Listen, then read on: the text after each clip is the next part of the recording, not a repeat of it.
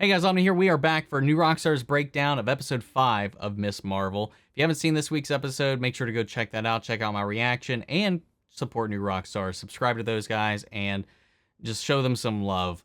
But with that all said, gang, let's go ahead and check out this video. Here we go. Welcome back to New Rockstars. I'm Eric Voss, and this is a breakdown of Ms. Marvel episode 5, which further breaks the MCU's already broken time travel logic, but does so in the most beautiful way, while doing to the clandestines what would happen to me if I ever tried to leave this blue dungeon. I'm going to explain exactly what happened this episode, some interesting Easter eggs that you might have missed, and just some really cool visual details. Reminder that the best way to support New Rockstars is with our Ms. Marvel inspired shirt, Cosmic Daydream, which gives you the option to write in a custom shout out for our after show, newrockstarsmerch.com. This episode opens with a song called Tumera Chand by Soraya and Shyam from the 1949 Bollywood film Dilaji, which itself was an adaptation of the 1939 film Wuthering Heights, the story of a tragic romance of lovers, Kathy and Heathcliff, who were forced apart by circumstance. Kathy first appears as a ghost before her story is told via flashback, just as this episode flashback on characters thought to be ghostly Jinn catching up to their tragic parting of ways. Actually, the song Tumera Chand's words translate to "You are my moon, I am your moonlight," which if you think about it is a variation on "What you seek is seeking you," Kamala herself being the light that she seeks. In fact, really the phrase "what you seek is seeking you" is a way to describe how all of us are on predestined paths, that loved ones and things that you seek out are also on a destined paths to find their way to you. Or the things you're aspiring to. It's like also a philosophical thing about like what you are looking for is also looking for you, whether that be happiness, whether that be family, whether that be some kind of connection or, you know, a dream that you have. It's trying to find you, but the things in life, your own doubts and all that stuff can blind you from being able to find that and take you off the path. But the things you want in life are trying to find you. There's just the things that happen in between. I don't know.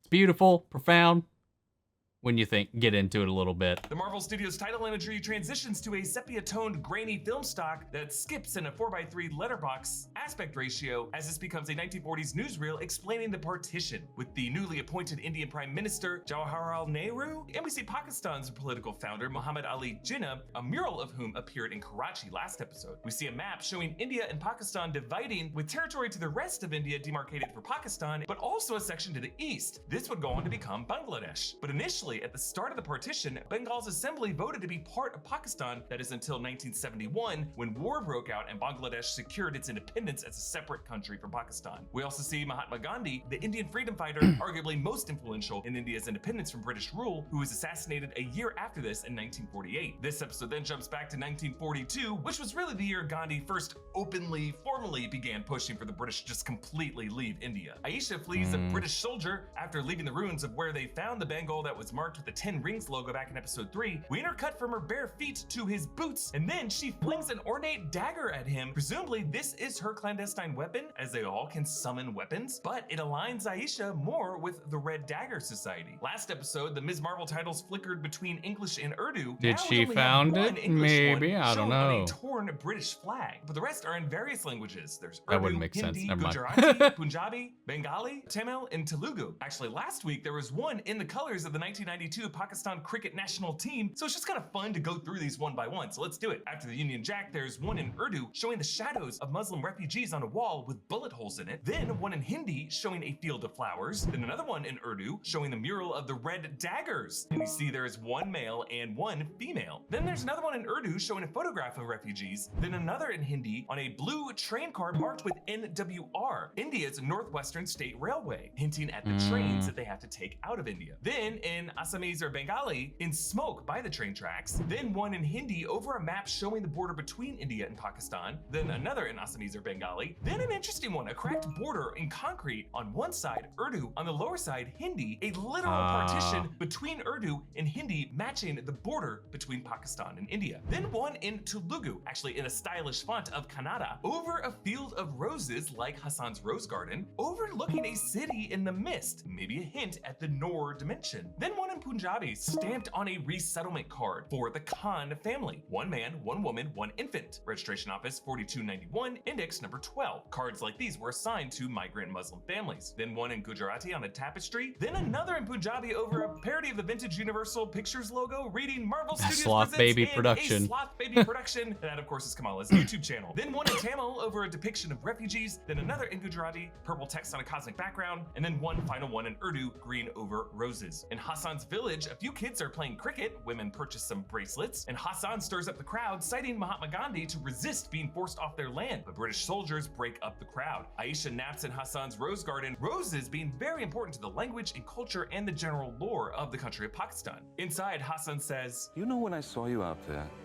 it reminded me of my favorite poem. When the soul lies down in that grass, the world is too full to talk about. What you seek is seeking you. Yes, he's quoting Rumi, a 13th century Persian poet, a Sufi mystic, and a major influence on the entire Muslim world. Aisha is smitten and reveals her name. My name is Aisha. Aisha, she who lives. A beautiful name. Yes, she who lives, ironically, dies this episode. Some time passes, and Aisha gifts Hassan with a new walking stick as she sports one of the roses in her hair, looking a lot like Sana's painting of her that we saw last episode. They both rest their hands on her baby bump as the bangle is framed right beside it, symbolizing how this bangle will pass down through the women of this lineage. Aisha sings an Urdu lullaby, and as the division between the Muslims and the Hindus grow wider, Najma finds Aisha and gives her until sundown to retrieve the bangle so that they can go back to their home dimension. So Aisha gets the family to flee to the train station, but Hassan confronts her. Who's that woman you were talking to last night? Yeah, notice the music mixes in that menacing sting that's always been used to introduce the threat of Najma.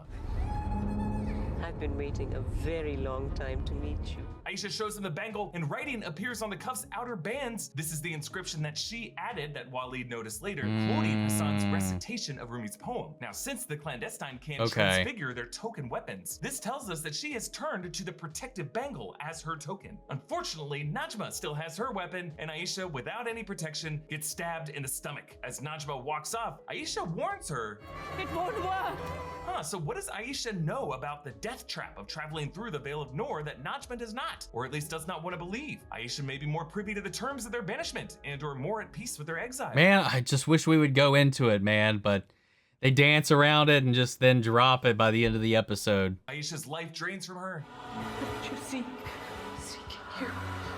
And the bangle glows, as do Aisha's eyes, and this either coincides with or causally triggers Kamala's arrival through the rift in time opened up by the bangle from the present day last episode. Yes, this episode confirms that Kamala actually traveled back in time, and it was she who cast the trail of stars that saved her own grandmother. Now, this type of time travel is referred to as a closed loop or predestination, wherein unexplained anomalies from the past are later revealed to be the effect of present characters looping back to the past events to set the timeline the way it has always been. It's actually one of the more common tropes in time travel fiction. You may know it from Prisoner of Harry Azkaban, Potter, where a mysterious Patronus that saves Harry Potter was actually cast by himself looping back to the past. Or from Terminator, where the human resistance leader John Connor was conceived by the same protector who went back in time to save his mother. Or Christopher Nolan's Interstellar or Tenet, where bizarre phenomena happen early on in the movie and are later revealed to be the same heroes looping back on themselves. Filmmakers will often default to this because these twists do pack some narrative catharsis, suggesting that the chaos of the world is actually part of a divine plan, but also implies characters have no free will, since for their lives to even exist, they must make the choice of time travel. That choice has really been made for them. Now, you may feel this violates the MCU's time travel logic from Avengers Endgame, which suggested traveling back in time doesn't cause you to live within the past as it was, but rather form a new branch timeline, a separate reality. However, Endgame's own ending contradicts that logic with the confusing arrival of old Steve Rogers. The screenwriters claim old Cap lived in the background of the MCU as we've known it, which violates their own branch timeline logic. Meanwhile, the directors maintain old Cap must have traveled back to this timeline from a different reality. Ultimately, folks, the narrative priority with that final scene was not logic, it was really emotional catharsis. But then we got Loki, which gave us a lot of new rules of how time travel works in the MCU, but that series ended by suggesting that all the events of the MCU were part of He Who Remains' predestined script, the sacred timeline. And that includes even the eventuality that the sacred timeline would unravel into infinite branches. The gambit He Remains posed to Loki and Sylvie was really a false choice. He knew that Sylvie would stab him and that the timeline would rupture into a multiverse. He wanted that to happen. That was part of his plan. Now, He Who Remains monologue and Loki's finale do remain up for interpretation, but one conclusion we can all agree on is that Marvel Studios sees themselves as master clockmakers and their universe as a predestined roadmap, a timeline engineered in-universe by manipulators like Kang in specific ways that we're about to learn a lot more about. So this seeming accident of Kamala connecting with her great-grandmother through these bangles through time was preordained and designed by someone. And if you look closely at those branching timelines around the Citadel in the Loki finale, many of them do intersect with each other and bend backwards upon themselves. Each intersection may represent an incursion. Multiverse of Madness shows us what an incursion looks like when universes collide. Waleed shows us what an incursion looks like when realms collide. And now we're seeing what an incursion looks like when timelines collide. Now, Aisha does say here, Bangle worked. Sana, it brought you back to me.